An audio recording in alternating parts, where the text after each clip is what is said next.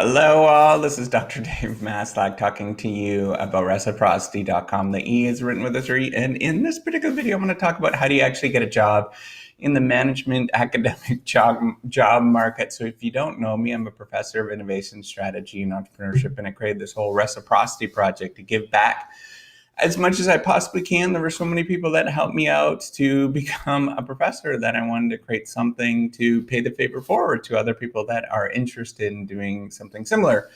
So I created this sort of sharing economy proofreading platform, and now to get feedback on your writing, and now I'm doing all of these YouTube videos. So this video is probably really relevant for those who are just going on the job market. So it's like your first assistant professor job, or even if it's a couple of years to becoming an assistant professor or doing a postdoc or something like that, and you're thinking about getting a academic job, right? You're trying to become an assistant professor someplace. So first of all, I want you to flip the problem on its head and think about not getting a job in the academic job market, but think about how the academic job market will actually pursue you. So I want you to flip it on its head so you can think about the possible ways that they can pursue you as an individual, as a candidate, and get to that sort of lucrative position where people are actually doing something that they're chasing you down for whatever that is. And there's various different scenarios that you can think of that can possibly come up, but it's really flipping the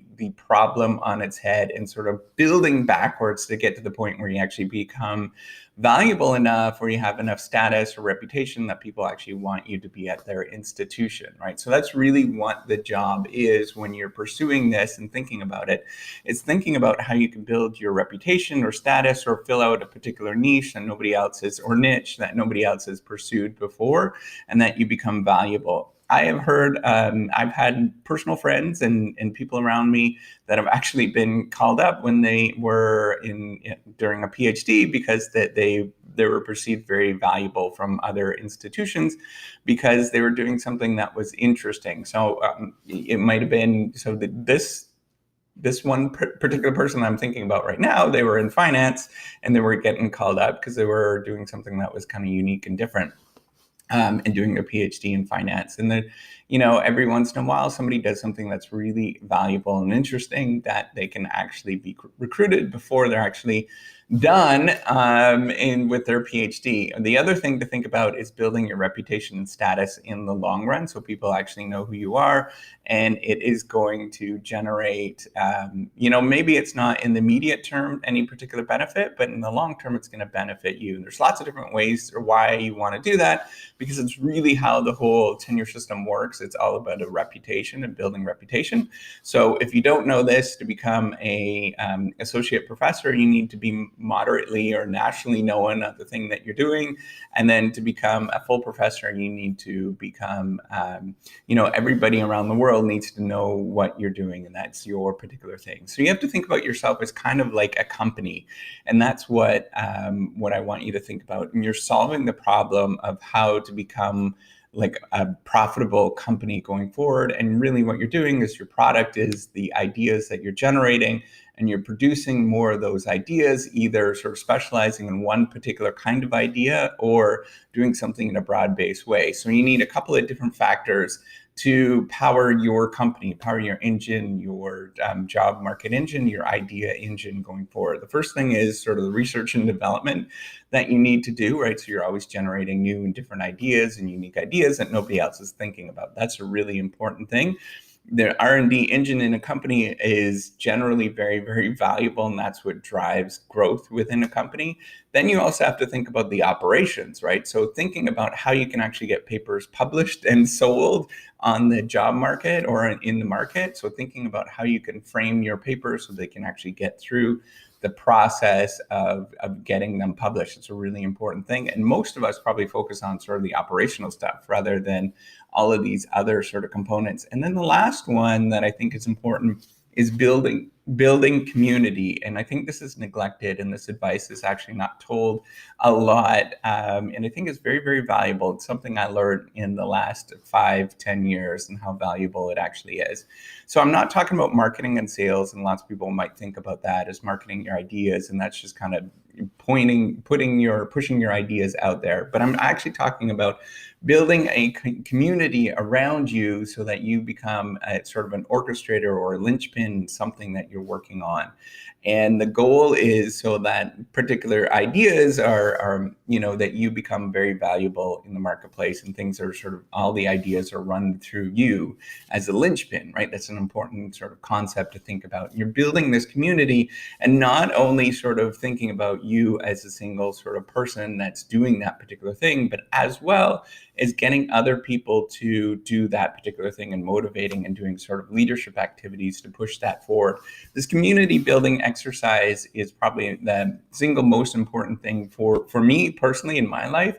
So I'm doing these YouTube videos. It's a big component of it. And doing the reciprocity project, but there's lots of sort of different benefits that you get from that you'd never would imagine. And it's really just being generous with your time and being very charitable with your time. And really what ends up happening is you get opportunities, and people actually will start vouching for you as a person of good standing reputation. And that's a really important thing when you go and you want to think about tenure, and you're thinking about letters and getting your letters of recommendation, and even for your full professor. So you have to do this community building exercise, and really think about a component of your life as this community building exercise. Now, this will change, and the amount that you're actually pushing at the community building sort of stage will change throughout your life. But early on, you should be doing a little bit so that people know who you are, and you're building that forward, right? So it's not just the research and development and not just operations, but also getting your name out there. And it's not being pushy, it's actually doing things for other people.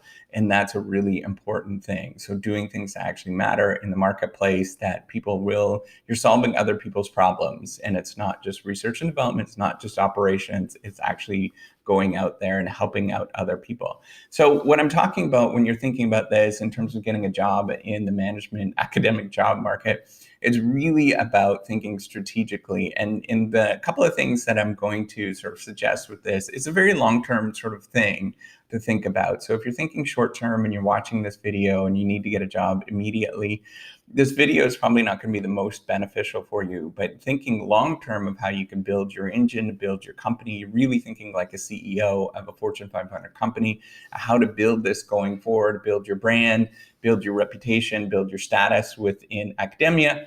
That's the important thing to think about. And it really requires you to think a tremendous amount on what to do going forward and invest in your actual career rather than just sort of react to things around you and being opportunistic to things around you.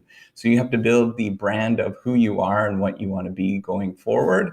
And that's a really active choice. And you probably should start thinking about that rather than just doing things sort of willy-nilly. And that's how the people that I know of, when they were PhDs, they were actually getting called up because they were doing things with some specific weird form of derivatives that people needed to teach. And I think it was just at the time when the whole financial crisis was happening. So it was a really prominent time. And other PhD students I've known, they were called up because they were doing stuff about affirmative action at universities. And they were called up because they were doing something that was interesting and doing stuff that actually mattered, and that would matter for other universities. So with that, hopefully that makes a lot of sense. Try to build your company. Think about research and development, operations, and community building. All right, take care. If you like this video, give me a thumbs up and do subscribe to the YouTube channel. All right, bye.